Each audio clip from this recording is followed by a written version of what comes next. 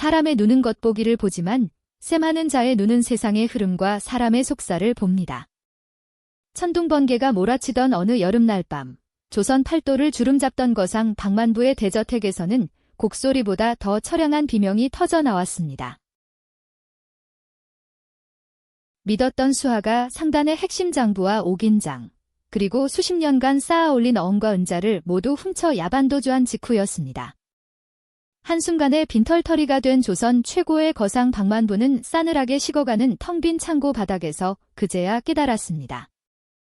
자신이 평생을 바쳐 쌓아 올린 재물은 한갓 부질없는 모래성이었고 자신을 향해 짓던 주변인들의 간간한 웃음은 그 재물을 노린 가면이었다는 것을요. 으아! 믿었거늘. 내 너를 친형제보다 더 믿었거늘. 미천한 신분에서 거상의 자리에 오르기까지 내 피와 땀, 내 모든 고락을 함께 나눈 유일한 동지라 생각했거늘. 어찌 내 가장 가까운 곳에서 내 등에 이리 날카로운 칼을 꽂는단 말인가. 내 이제야 깨달았노라. 재물로 모은 자는 재물이 사라지면 개처럼 돌아서는 법임을. 다시는 이 가엾은 재물 따위로 사람의 마음을 사귀지 않으리라.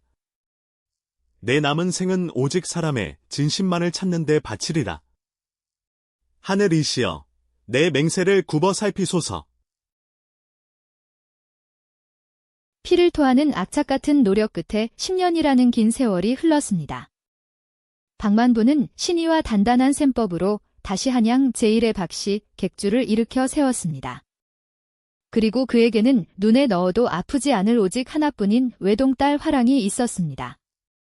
화랑은 한양 백성들 사이에서 소문이 자자할 만큼 뛰어난 미색에 어릴 적부터 장부와 세상을 읽는 법을 배워 심성까지 곱고 총명했습니다. 매일같이 대문 앞에 혼담을 들고 오는 자들이 인산인해를 이루었지만 방만부의 가슴 깊은 곳은 여전히 서늘한 시름으로 가득 찼습니다. 저 사내들이 저토록 열렬히 노리는 것은 정녕 내 딸 화랑의 고운 성품과 진심인가? 아니면 내가 평생 피땀 흘려 다시 모아놓은 이 거대한 객주의 재산인가? 재물의 눈이 어두운 자에게 딸을 보내면 훗날 내 가문이 다시 10년 전에 그 피눈물을 흘리게 될 터. 어찌해야 내 딸의 일생을 저 간사한 늑대들에게서 지켜낼 수 있단 말인가? 고민에 고민을 거듭하던 깊은 밤, 방만부는 마침내 무거운 결심을 내리고 사랑채로 딸을 부릅니다. 그리고 딸에게 도저히 믿기 힘든 수수께끼 같은 말을 건넵니다. 화랑아, 옹이 장수에게 시집가거라. 제1장 거상의 시름과 헛된 화려함. 한양 장터는 매일같이 전국 팔도와 저 멀리 청나라에서 모여든 상인들, 그리고 온갖 귀한 물산으로 인산인해를 이루었습니다. 그 중에서도 저작거리 한복판에 자리 잡은 박씨 객주는 단연 그 규모와 세력이 으뜸이었지요. 방만부는 다시 거상이 되어 천하의 부를 모았지만 한번 가슴에 새겨진 사람을 향한 불신과 상처는 좀처럼 거두어지지 않았습니다. 곳간의 재물은 산더미처럼 쌓여가는데 내 곁에는 정작 피를 나누고 진심을 주고받을 믿을 놈이 하나 없구나. 내 딸 화랑이를 저 늑대 같은 사내들에게 어찌 마음 놓고 맡긴단 말인가. 저들은 화랑이의 고운 마음을 탐하는 것이 아니라 내가 쥐고 있는 이 객주의 열쇠꾸러미와 곳간의 은자를 탐하는 자들이다. 그때 별당 쪽에서 화사하고 고운 웃음소리가 은은하게 들려왔습니다. 그의 하나뿐인 외동딸 화랑이었습니다. 그녀는 자태가 눈이 부시게 빼어날 뿐만 아니라 장부처리와 상단의 생리를 어릴 적부터 익혀 총명함과 고운 심성을 함께 겸비한 자타공인의 완벽한 여인이었습니다. 아가씨, 오늘도 대문 앞에 양반 가문의 마님들과 매파들이 인산인해를 이루었습니다. 한양에서 으뜸가는 판서 덱자제부터 경상도 큰 상단에 내로라 하는 후계자들까지 모두 아가씨의 얼굴 한번 뵙기를 청하며 온갖 귀한 예물을 내놓고 있사옵니다. 유모, 그 많은 사람들이 저 무거운 가마를 타고 나를 찾아오는 것이 참으로 박화랑이라는 사람 때문이겠느냐? 아니면 아버님이 쌓아 올린 이 거대한 객주의 권세와 금은보화 때문이겠느냐? 저들의 눈빛 속에는 나에 대한 호기심보다 우리 집 꽃간을 탐내는 탐욕이 먼저 읽히는구나. 화랑은 가끔 화려한 가마를 마다하고 소박한 차림으로 저작거리에 나가 민초들의 삶을 살피곤 했습니다. 하루는 옹기전에서 물이 새는 흠집난 옹기를 모른 척 파는 상인을 가만히 불러 세웠습니다. 어르신, 옹기는 이쪽에 잘 보이지 않는 작은 옹이가 있어 장을 담그면 은연중에 물이 셀 수도 있겠습니다. 정직한 물건을 파셔야 장사의 가장 큰 근본인 신용을 얻으실 수 있습니다. 소인이 적정한 값으로 다른 온전한 옹기와 바꾸어 드릴 테니 이 옹기는 거두어 두십시오. 화랑의 총명함과 고운 미색, 그리고 정직한 성품에 대한 소문은 금세 한양 전체로 퍼져나갔습니다. 매파와 중매쟁이들이 객주 대문을 쉴 새 없이 드나들기 시작했지요. 하지만 찾아오는 사내들은 하나같이 화랑의 깊은 속내나 인간적인 됨됨이보다는 객주의 규모와 재산, 그리고 그녀의 화려한 겉모습에만 열을 올렸습니다. 유모, 나는 그저 내 고운 얼굴이나 우리 집의 거대한 부를 보고 찾아오는 껍데기뿐인 사람들에게 둘러싸여 있는 것 같아. 허울 좋은 비단옷 속에 숨겨진 진실한 마음을 가진 이는 어디에도 없는 걸까? 겉모습이 아닌 내 속살과 진심을 알아봐 주리가 이 넓은 조선 땅에 과연 있기는 한 것일까? 제2장, 옹이 장수의 딸이라 하거라. 어느 깊은 밤, 박만부는 무거운 결심을 내리고 딸 화랑을 사랑채로 불렀습니다. 방 안에는 침묵만이 흐르고 오직 노쇠 촛대의 불빛만이 아슬아슬하게 흔들리고 있었습니다. 화랑아, 내 오늘 너에게 참으로 못할 부탁을 하나 하려 한다. 이것은 어비로서 너에게 내리는 처음이자 마지막 명령이자 내 목숨을 걸고 청하는 바이다. 아버지, 무슨 말씀이신지요? 사랑채의 분위기가 이리 엄숙하니 소녀 두려운 마음이 듭니다. 아버지를 위해서라면 소인이 할 수 있는 일은 무엇이든 따르겠습니다. 이제부터 사람들 앞에서는 옹이 장수의 딸이라 하거라. 글도 모르고 셈도 서툰, 그저 산에서 투박한 나무 옹기를 주워다 파는 어리숙한 시골 처녀처럼 살아야 한다. 화려한 비단옷을 벗어던지고 굵은 무명옷을 입으며 곱던 손에 흙을 묻히고 업신여김을 견뎌야 한다. 아버지, 어찌 그런 말씀을 하십니까? 제가 무슨 큰 잘못이라도 저질렀습니까? 아니면 우리 객주에 또다시 10년 전과 같은 큰 환란이라도 찾아온 것입니까? 미안하다, 내 딸아. 내가 잘못한 것은 아무것도 없다. 옹이는 원래 나무가 거친 비바람 속에서 상처를 입었을 때 그 상처를 스스로 치유하기 위해 단단하게 뭉쳐 만든 흔적이다. 겉보기에는 거칠고 쓸모없는 흠집처럼 보이나 그 상처가 단단히 굳어 나무 전체를 더 강하게 만들기도 하지. 나는 내가 재물이나 신분이라는 허망한 겉모습이 아니라 사람의 상처와 아픔을 먼저 볼 줄 아는 진실한 사람을 만났으면 한다. 내 옛날 사람의 화려한 겉모습만 믿었다가 모든 것을 잃었던 피눈물 나는 교훈을 너에게 물려주고 싶지 않구나. 아버지가 평생 가슴에 안고 살아오신 그 아픔과 상처가 얼마나 깊은지 이제야 조금 알 것 같습니다. 좋습니다. 소녀, 그리하겠습니다. 아버지의 상처가 만들어낸 단단한 옹이처럼 저 역시 내 겉모습이 아닌 진심을 알아보는 자를 찾아 그 아픔을 함께 짊어지고 살아가겠습니다. 제3장, 낯선 고을, 그리고 투박한 옹이 장수. 새벽 공기를 가르며 한양의 화려함을 뒤로한 채 길을 떠난 화랑의 발걸음은 충청도 깊은 산골의 낯선 고을로 향했습니다. 멀찍이 뒤에서 혹시 모를 위험에 대비해 그림자처럼 따르는 박씨, 객주의 비밀 상단 식구가 있다는 사실도 모른 채 말입니다. 화랑의 옹이 장수로서의 새로운 삶은 참으로 고되고 분주하게 시작되었습니다. 고운 비단 저고리 대신 거친 무명옷을 입고 산에 올라 나무의 옹이 부분을 깎아 소반이나 그릇을 만드는 일을 도왔지요. 곱디곱던 손에는 어느새 물집이 잡히고 피멍이 들기 일쑤였습니다. 하루는 주막 마당에서 험상궂은 보찜 장수 사내가 화랑이 만든 나무 소반을 가지고 트집을 잡기 시작했습니다. 이봐, 어리숙한 처녀. 이따위 나무 옹기 소반을 돈 받고 판단 말이냐? 셈도 제대로 못해서 거스름돈도 적게 내주더니 물건까지 이따위로 엉망이야. 오늘 이 손목을 내놓든지 아니면 돈을 다 내놓아라. 소인이 셈이 좀 서툴러서 죄송합니다. 하지만 소반의 옹이는 단단하여 결코 깨지지 않는 물건입니다. 손목을 놓아주십시오. 사람들의 차가운 시선과 업신여김 속에서 화랑은 밤마다 혼자 눈물을 훔쳤습니다. 그러나 그녀는 포기하지 않았습니다. 이것은 나를 낮추는 것이 아니라 세상의 가장 밑바닥에서 진심을 알아볼 눈을 가진 사람을 찾아가는 거룩한 과정이라고 몇 번이고 다짐했지요. 그러던 어느 장날, 횡포를 부리던 보찜 장수 앞에 투박하지만 정갈한 무명 저고리를 입은 젊은 사내 하나가 성큼성큼 다가왔습니다. 그는 그 고을에서 소박한 목공방을 운영하는 청년이었습니다. 이보시오, 보찜 장수 어르신. 아무리 화가 나셨어도 힘없는 부녀자의 손목을 이리 함부로 붙잡고 횡포를 부리시면 아니 됩니다. 거스름돈 셈이 문제라면 소인이 대신 제대로 셈해드릴 테니 그 손을 당장 놓으시오. 보찜 장수가 툴툴거리며 엽전을 챙겨 떠나자 목공방 주인 청년은 화랑에게 다가가 다정한 눈빛으로 안부를 물었습니다. 괜찮으시오, 낭자? 손목이 붉게 멍들었구려.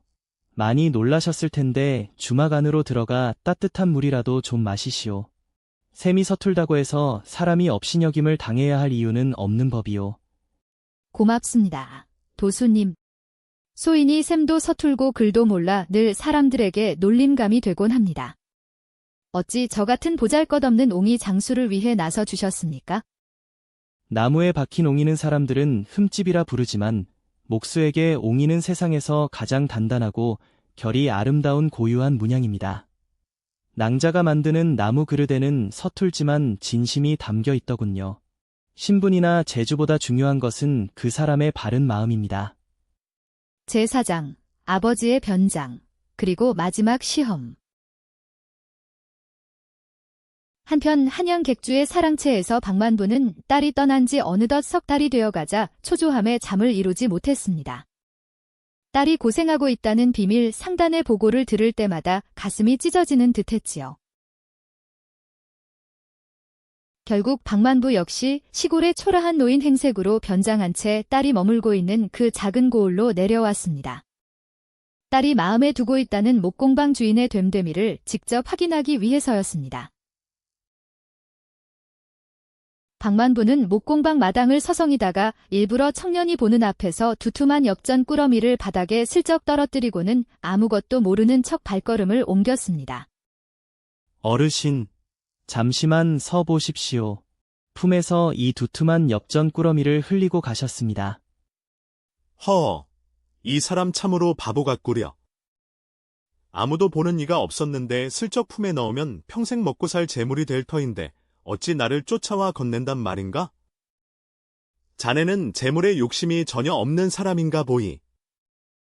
남의 재물은 아무리 탐나도 내 것이 될 수 없으며 불이하게 얻은 재물은 마음에 독이 될 뿐입니다. 소인은 내 손으로 땀 흘려번 솔직한 한 양이 더 소중합니다. 그렇구려. 하지만 내 저작거리에서 소문을 들으니 자네가 가깝게 지내는 저 주막의 옹이 장수 처자가 실은 남의 집 재물을 훔쳐 달아난 도둑이라는 이야기가 돌더군. 셈도 못하는 척하며 사람들의 동정심을 이용하는 간교한 여인이라 하니 조심하는 것이 좋겠네? 어르신, 비록 연세 드신 어르신이라 하나 그 말씀은 결코 거두어 주십시오. 저는 사람을 볼 때 남들의 헛된 소문이나 가진 것보다 그 사람의 언행과 깊은 마음을 먼저 봐야 한다고 배웠습니다. 제가 곁에서 본 그 낭자는 세상 누구보다 정직하고 단단한 마음을 가진 이입니다. 근거 없는 비방으로 타인의 인격을 함부로 재단하는 것은 선비나 어른의 도리가 아닙니다. 재물에 혹하지 않고 타인의 모함 앞에서도 사람의 진심을 두둔할 줄 아는 자라. 사람의 도리를 제대로 아는 자로구나. 하지만 내 평생의 상처가 너무도 크니 이것만으로는 부족하다. 마지막 시험을 거쳐야겠구나. 제5장 옹이 장수에게 시집가거라. 마침내 기한이 차서 한양 박씨 객주로 돌아온 화랑과 그녀를 맞이한 방만부가 사랑채에 마주 앉았습니다. 방 안에는 묘한 긴장감이 감돌았습니다. 화랑아, 내 너 몰래 그 고을에 내려가 그 목공방 옹이 장수를 직접 만나보았다. 재물에 흔들리지 않고 모함 속에서도 너를 진심으로 변호할 줄 아는 바른 자더구나. 사람의 도리를 제대로 아는 사내다. 옹이 장수에게 시집가거라. 아버지, 진심으로 말씀이신지요? 그렇다면 저도 이제 더 이상 옹이 장수 행세를 하지 않고 제 본래 모습을 찾아도 되는 것입니까?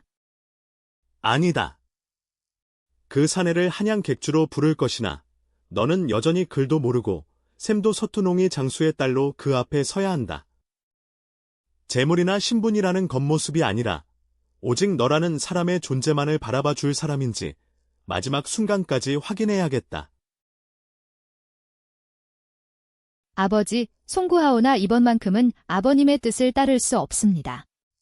그분은 저에게 자신의 가장 진실한 마음을 보여주셨습니다. 그런 분에게 제가 끝까지 거짓과 시험으로 대하는 것은 그분의 진심을 모독하는 일입니다.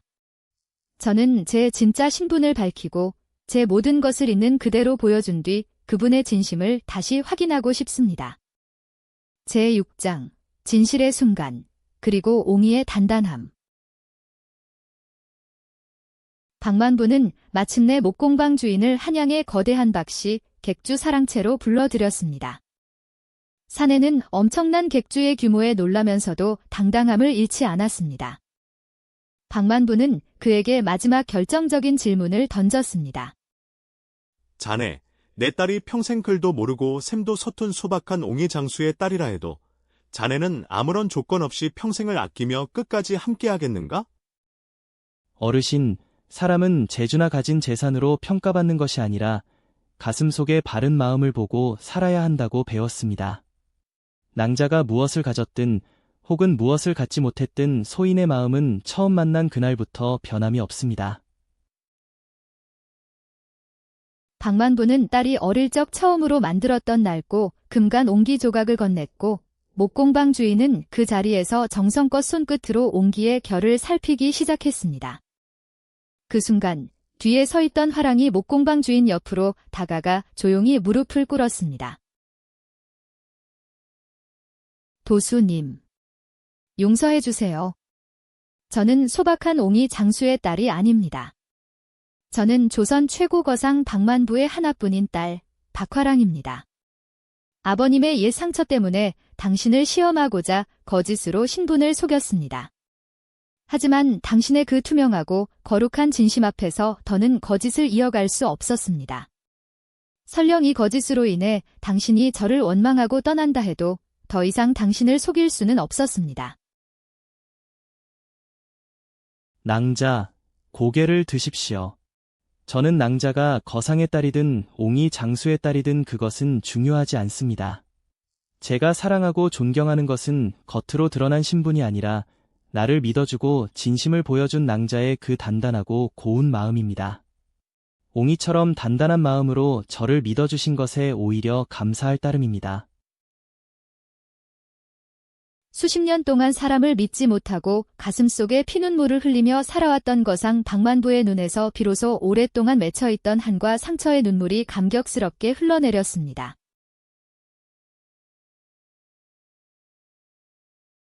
방만부는 기꺼이 딸 화랑을 진심을 가진 목공방 주인 청년에게 시집 보냈습니다.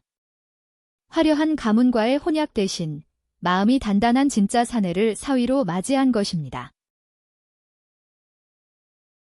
재물을 다루고 셈을 하는 재주야 살아가며 배우면 되는 것이네? 그러나 타인의 상처를 먼저 볼 줄 알고 겉모습에 흔들리지 않는 바른 마음은 배운다고 되는 것이 아니지. 재물은 들어왔다가도 나가는 아침 이슬과 같으나 사람의 고든 마음은 영원히 변하지 않는 법이네. 옹이처럼 단단한 마음으로 내 딸을 지키고 이 상단의 신의를 이어가게나.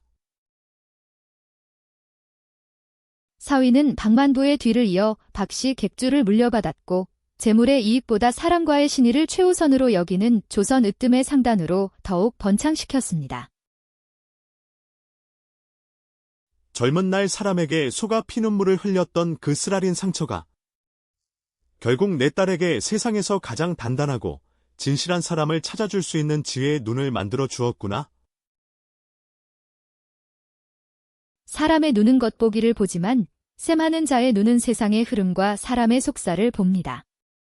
오늘을 살아가는 여러분이라면 눈앞에 화려한 겉모습 대신 상처를 품어 아는 옹이 같은 진심을 선택하실 수 있겠습니까?